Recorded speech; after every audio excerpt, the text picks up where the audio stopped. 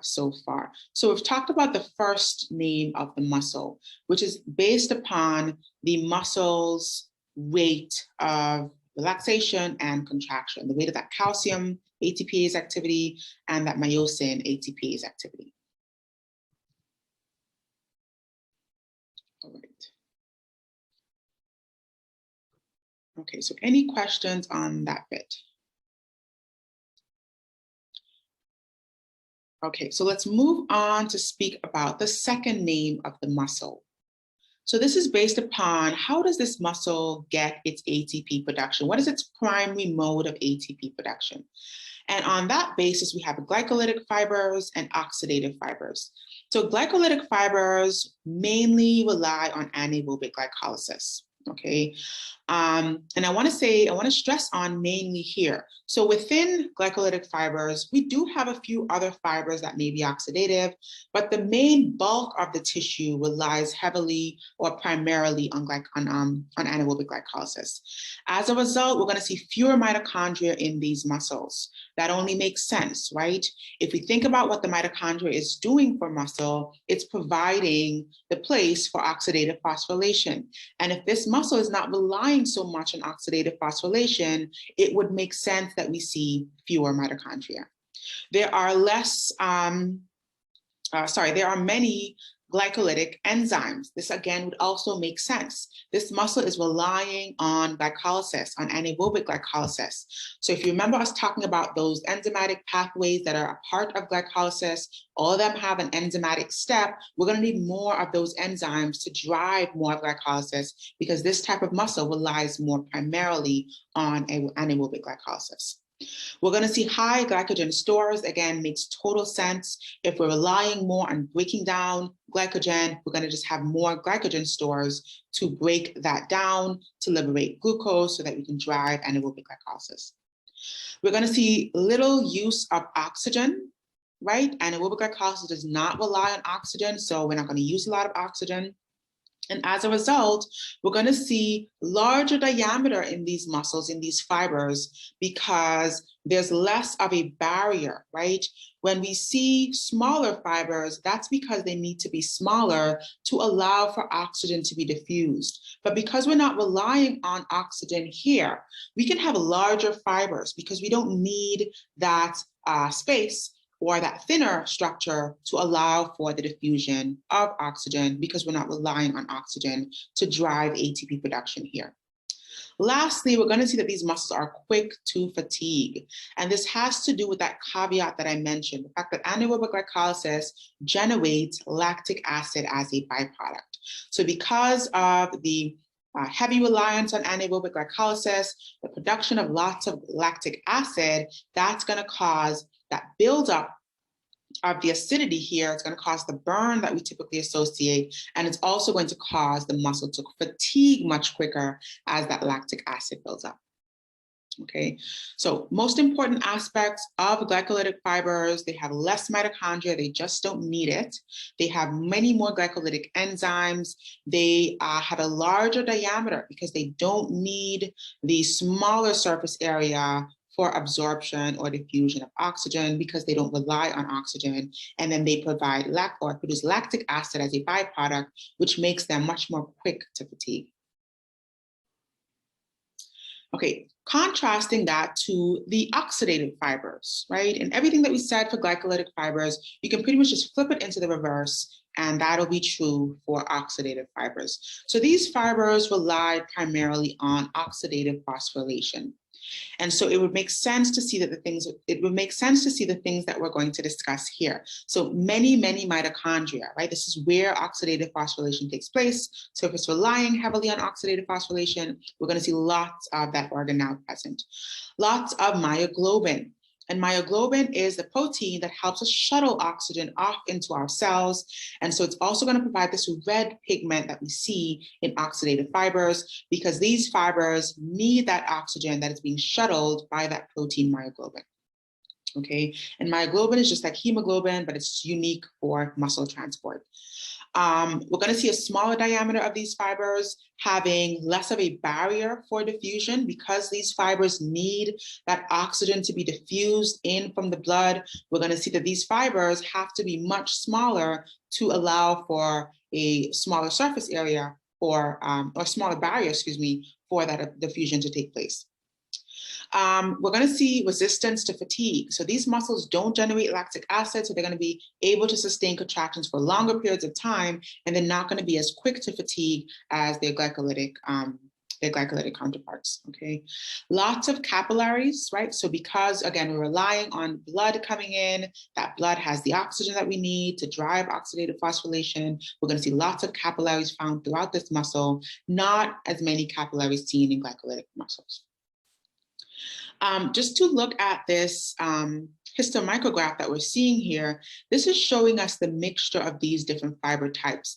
And we can physically or histologically appreciate some of the differences that we just described. So the white fibers are actually the glycolytic fibers, right? These have a larger diameter. As we can physically tell, this is much bigger than this cell here, this muscle fiber here. They also are white appearing because they don't have the myoglobin that makes the muscle appear more red or darker. They also don't have the capillaries. So around the periphery of our darker fibers here, which are oxidative fibers, we can see these black staining regions. These are capillary beds that are coming through here. And these capillaries are much more prevalent and present around the oxidative fibers to bring that oxygen that's needed for oxidative phosphorylation. And we don't see those capillaries around the white fibers or the glycolytic fibers, okay? This is also the basis upon which we find white meat and dark meat when we talk about meat as a source of protein, as a source of food or in the diet.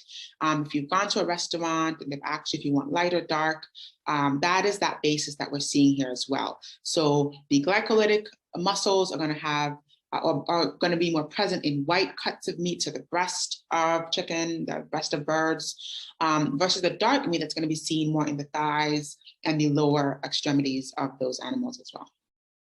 All right, so that is the white meat versus dark meat that we typically associate with meat as a source in the diet.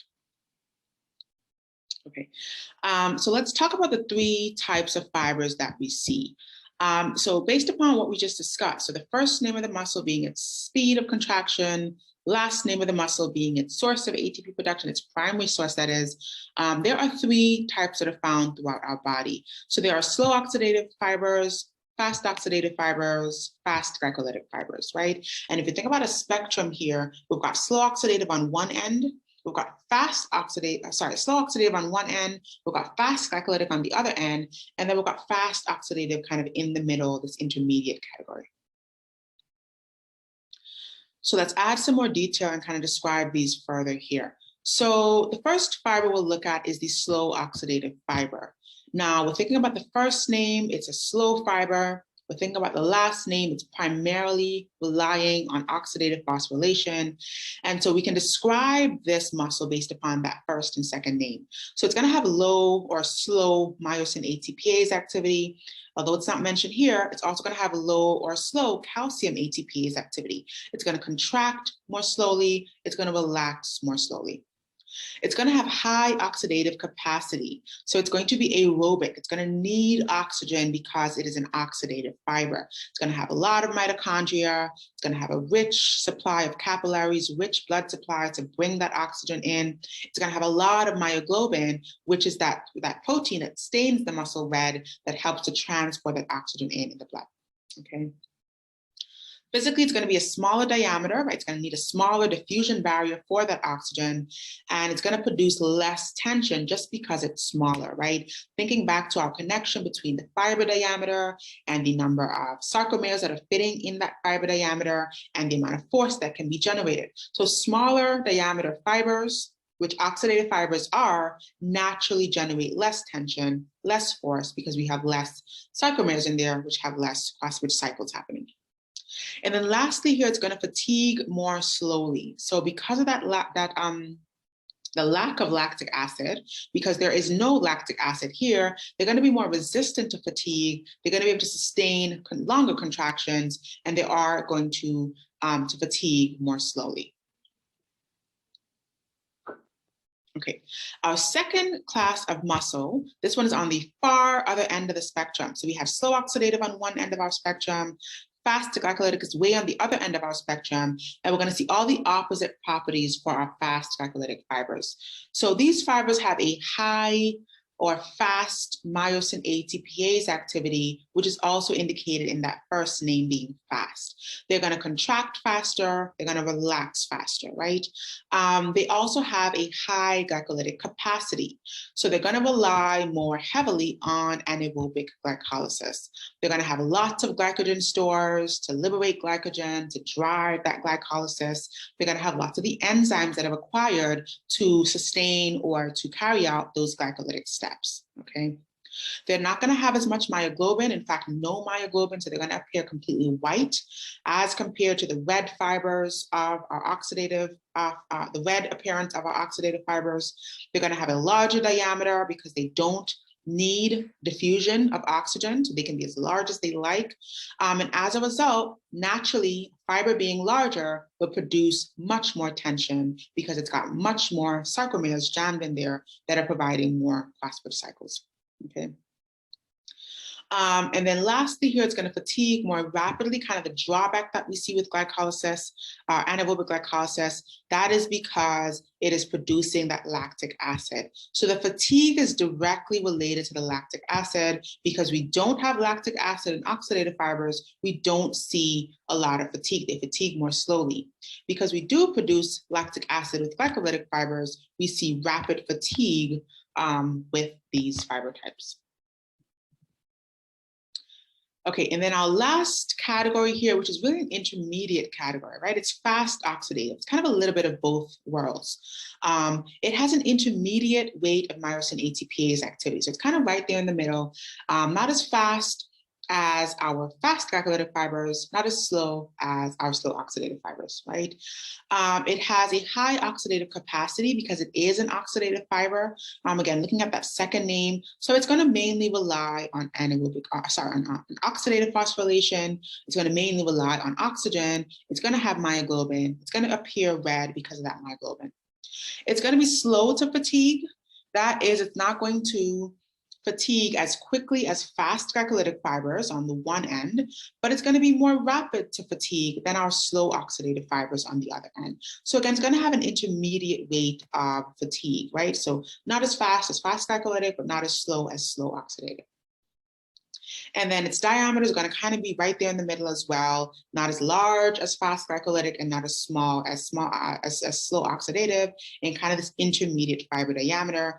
As a result, its tension production, its force production is going to be intermediate as well. So not as much as fast glycolytic and not as little as slow oxidative.